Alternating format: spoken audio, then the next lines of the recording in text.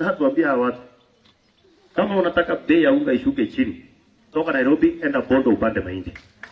Na kama Bondo mahindi haimei, kuja ukomboe shamba huku Wasingishu, upande mahindi, upeleke Nairobi ukule.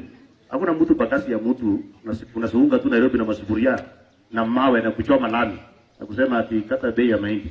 Hatukati bei ya mahindi hata muende wapi. Kwanza tutaongeza bei ya mahindi this time. Ndio wajinga watoke Nairobi waende wapande mahindi. Wewe kazi yako ni kuzunguka Nairobi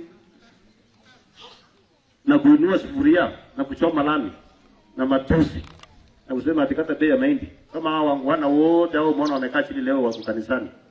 Wamekuwa kwa shamba kuanzia Monday to Friday. Wale wasio wakaenda kanisani. Wale wengine wakati na wengine wanakuwa kwa shamba kuanzia Monday to Saturday. Kwa hiyo kazi yako ni matusi Nairobi, kuchoma lami, kusema Ruto must go, sijui go where. Kwa hiyo toka Nairobi, enda Bondo, enda Siaya, enda upande mahindi yako yenye itakuwa na bei nafuu ama uone kenye utafanyia. Lakini bei ya mahindi hatuwezi kusukisha kwa sababu ya wajinga.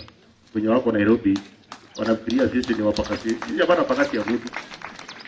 Sisi hapana pakasi ya mtu na watu wa maandamano ni ile tu wako na bahati. Mimi ningekuwa na uwezo ya siku 5 peke yake, ningenyorosha watu. Au taisikia hata mtu mmoja kwa barabara sijui maandamano ya nini.